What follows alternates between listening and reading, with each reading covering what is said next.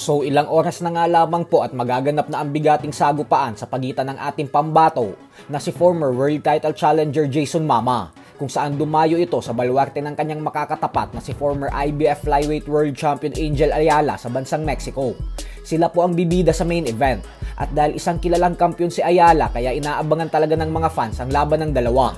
Wala pong naging problema ang dalawa sa official and final weigh-in kahapon dahil parehong kondisyon at naghanda talaga ang dalawang boxer. Papasok po bilang underdog si Mama sa bakbakan dahil mas mataas ang respeto ng mga fans kay Ayala. Bukod dyan ay pamilyar na din ang ibang mga Pinoy boxing fans kay Ayala dahil ito ang nagpatikim ng kauna-unahang talo sa ating pambato na si Dave Apolinario 2 taon na ang nakakalipas, kung saan nagharap ang dalawa para sa bakanteng IBF World Title Belt. At dito tinalo ni Ayala si Apolinario via 6-round knockout. Kaya mabigat na hamon po talaga ito para sa ating pambato mamaya. Ganun pa man ay suportahan po natin si Mama sa bigating laban niya na ito. Samantala, agaw eksena naman nga po sa MMA ang naging panalo ni Jason Jackson sa welterweight division kontra kay Jefferson Creighton, kung saan halos hindi man lang pinagpawisan si Jackson matapos niyang talunin via knockout ang kanyang katunggali sa loob lamang ng 22 seconds sa first round.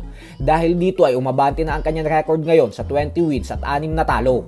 Sa kabilang banda naman mga idol ay muli nga pong nag-iwan ng matinding banta ang former 3 Division Champion angas ng Pinas General Casimero sa makakasagupa niya na si Mexican former 2 Division Champion Luis Neri.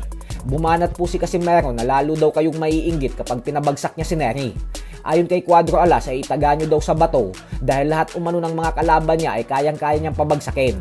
Ang lakas niya daw kasi ay abnormal at hindi pangkaraniwan, kaya masasabi niya daw na isa talaga siyang immortal. Hindi niya umano pinag-aaralan ng kanyang lakas dahil kusa ang kanyang lakas lumalabas, kumbaga ay inborn na daw ito. Bukod dyan ay bagamat wala naman binanggit na pangalan si Casimero, ay tila suspetsya ng mga fans na si Carl James Martin ang pinapatamaan niya matapos niyang sabihin na wala daw saysay ang karera ng isang boksingero kasi wala naman daw mga bilang ang kinakalaban nito.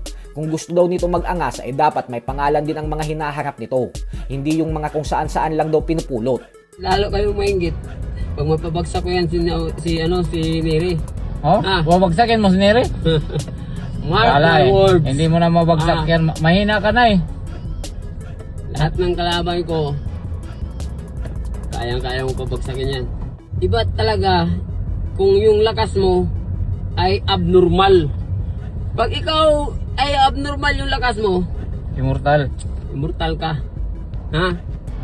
Kasi yung lakas namin, hindi pinag-aralan. Kusang malakas lang talaga. Mga kinakalaban nila, hindi naman naririnig. Ano bang saysay ang niya, karera niya?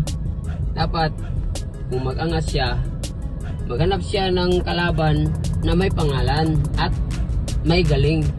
Hindi yung mga saan-saan lang.